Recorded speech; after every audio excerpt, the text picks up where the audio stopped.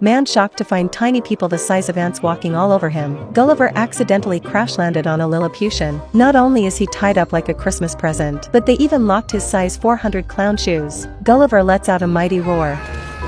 Wooden stakes spring up, launching the tiny folks meters into the air. Our baffled hero thinks he's caught in a dream, only to be whacked by a horseback-riding general wielding a spear longer than a giraffe's neck. The general throws a dozen hooks, latching onto Gulliver's bootylicious behind, giving it a good tug. Down goes Gulliver, flat on his face, out cold. When he finally regains consciousness, he's trussed up like a Christmas ham on a moving vehicle. Through the city they go, and every gossip-hungry person mistakes Gulliver for an alien invader. They prop him up at the palace gates, where even the scholarly princess hasn't seen a creature this ridiculously enormous before. The colossal Gulliver, dragging a pimped-out carriage, plowing through the Lilliputian land like a crazed farmer. Suddenly, the tiny kingdom gets ambushed like a piñata at a birthday party. The alarms start wailing, and the panicky general grabs the wheel. Gulliver, with his turbocharged engines, bolts back to the palace at a heart-stopping speed of 20 yards per second. Just as they reach their destination, the general pulls off a jaw-dropping backflip off Gulliver's back, going all Prince Charming on a mission to rescue the princess. But his clever crew knows his gutsy moves too well. They hit a secret switch, setting Gulliver free from his chains. At the critical moment, Gulliver arrives just in time, with a flick of 2 fingers. He effortlessly rescuing the princess. Just when the general thinks he's the hero of the story, reality kicks in. But before he can even place her on the ground, another alarm blares. The palace turns into a giant barbecue, with the king trapped inside like a baked potato. Desperate times call for desperate measures, and a dude scream at Gulliver, "We need a massive amount of water, quickly!" Gulliver astounds everyone with a mind-boggling display.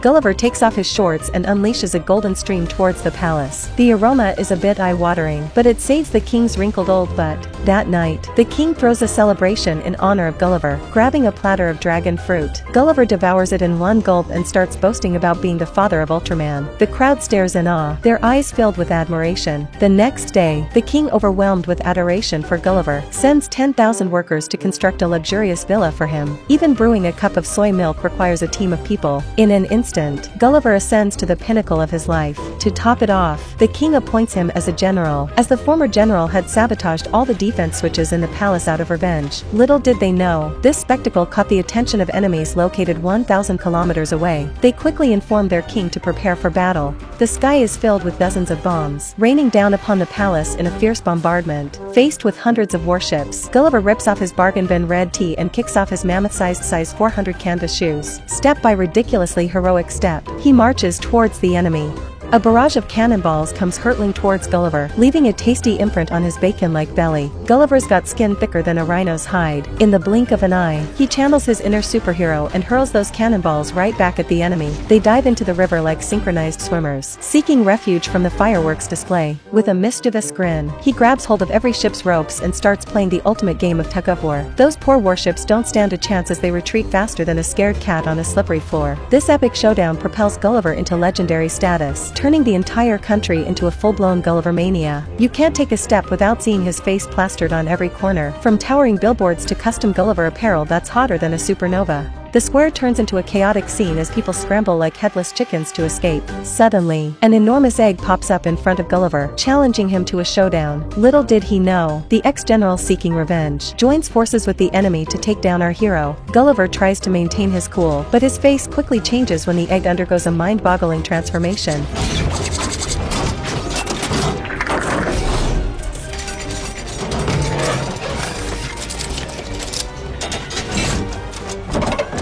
Becoming a colossal Iron Man look-alike in the blink of an eye, Gulliver's confidence crumbles faster than a cookie in milk. He spins around and attempts a hasty retreat, but before he can make his escape, the general yanks his pants, sending him into a hilarious pants-flipping frenzy. Gulliver's brave facade evaporates, replaced by desperate pleas and surrendering gestures that would make a professional mime proud. The disappointed onlookers can't believe their eyes. Soon after, Gulliver finds himself bound to a bed, stranded on another tiny island. Next moment, he trapped inside a cup.